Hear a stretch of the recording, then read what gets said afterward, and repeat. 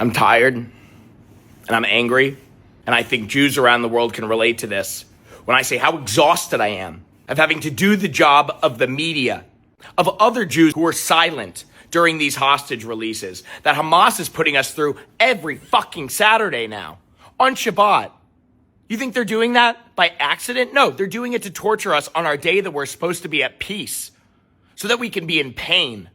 What we saw yesterday, a second Holocaust in the 21st century, these people coming out emaciated, starved. I had an eating disorder. I know what starvation looks like. That's it. And to the thousands of Jews in Hollywood, a place that was built by Jews, a desert blossomed by Jews, just like Israel, not so different, have nothing to say, and yet you've made movies and TV shows about the Holocaust? You've played proud Jews on TV? But you're actors. I guess it doesn't mean you know how to act. There's going to be history books written about this chapter in history, and your silence will be inked into the story, whether you want it to be or not. This was the modern day Holocaust, what we are living through right now. The images of these people coming out, they were trapped in tunnels for a year and a half. I guess we wouldn't know because the Red Cross never went to look at a single fucking hostage. Yet they are on these stages every week, shaking hands with Hamas. Defund the Red Cross. Cancel the Red Cross. And the media is equating it to the thousands of Palestinian terrorists being released in IDF prisons governed by international law that have rules, codes of conducts. Are they perfect? Of course not. They're prison because these people committed crimes. They killed Jews, harmed Jews, tried to hurt Jews just for being Jewish. The people, the Jews, the Israelis, the people that were in Israel, the Thai nationalists, being released after a year and a half of captivity, they were innocent civilians who did nothing.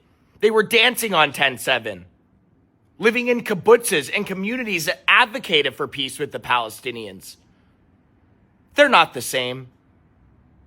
And you're not the same as us. There are so many Jews who are rising up to the occasion, who are flipping up their phones in this new social media monsoon that we live in. Anti-Semitism is not new. Social media is. And it is allowing our enemies to propagate the biggest Jew hate PR campaign in history. This is Goebbels and the Nazis. That's what this is. But it's with social media. And your silence is complicit. If you have a following and you are Jewish and you are not posting about the new neo-Holocaust, then what would you have done during the regular Holocaust? Nothing. You would have ended up in those same trains as the rest of us. You know, I don't cry a lot, but when I saw that image of an emaciated father returning home to his baby son, who is 3 years old, who spent most of his life without his mother and father, because his father was taken on 10/7 and his mother was murdered in front of him, he came home as a widow. Surprise. Torture, absolute torture. And what, how many more weeks of this do we have? How many hostages have we gotten home? A handful? There's over 60 that aren't even in this first hostage deal. And we're not even, first of all, it's not a deal, it's blackmail. And where are we? How many more weeks of this is there going to be? How is the international community also allowing this drip, drip, drip torture like this? I mean, I know a lot of Jews support Trump right now, but this isn't a good deal. This isn't the art of the deal. This is a disaster. Yes, these people are coming home. It's amazing. It shouldn't have been like this. Israel and the U.S. are stronger than this. These hostages should not be allowed to be paraded in front of the bloodthirsty Palestinian citizens we're seeing in all of these images. This isn't in our heads. This isn't anti-Palestinian racism. It's happening. It's in these images.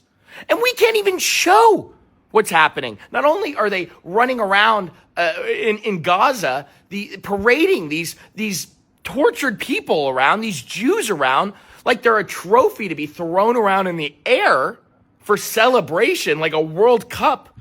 Not only that, but we have images of Hamas holding machetes with the kids of Gaza, teaching them to become terrorists with their own videos. The media is not reporting any of that. None of the child abuse is being reported. And we have to feel sympathy in our hearts for the Palestinian kids. Of course I do. No kid should have to become a terrorist. They're being brainwashed. This is all they're learning. This is all they know. Israel left Gaza in 2005. There's no occupation of Gaza.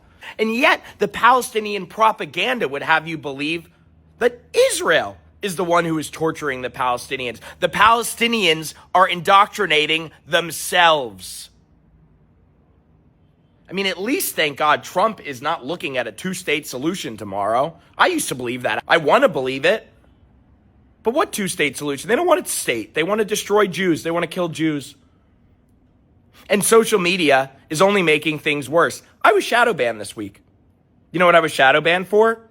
Videos from the last hostage releases showing Hamas, showing the truth about Hamas, showing their own images and videos, them indoctrinating children, parading Jews around, spitting on Jews, taking pictures of Jews. Thousands of Gazan men swarming a single Jewish woman. Those videos, those images got me shadow banned. If we can't show the truth, how is the world going to know it? Mark Zuckerberg, I hope you see this video. Trump, I hope you see this video. We cannot keep doing this week after week.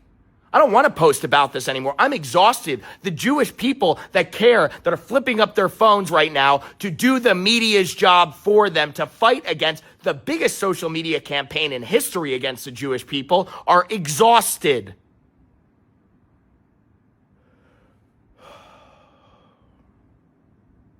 We'll get through this.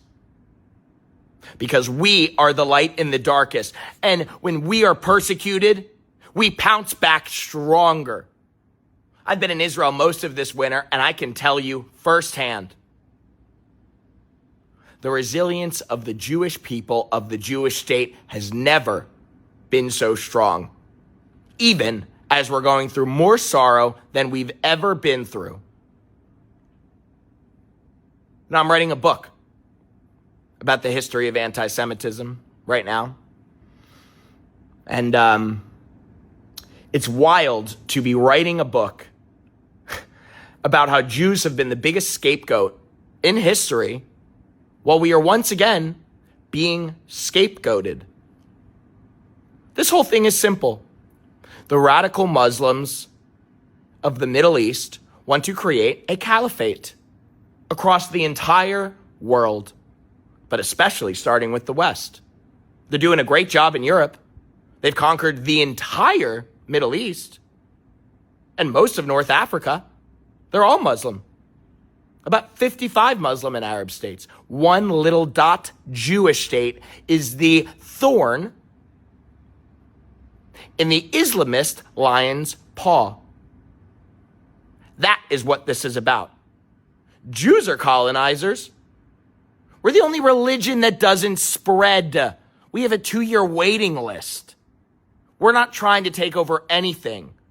We're trying to take our mission to heal the world to the world. We care about our own communities, and we care about our own people so much that we were willing to trade just a few of their returns for thousands of terrorists. I can't believe that's how it went down. It shouldn't have gone down like this, but it shows how much we love each other. That is our religion. That is why the Jews have persevered every persecution against us. We are the longest lasting modern religion.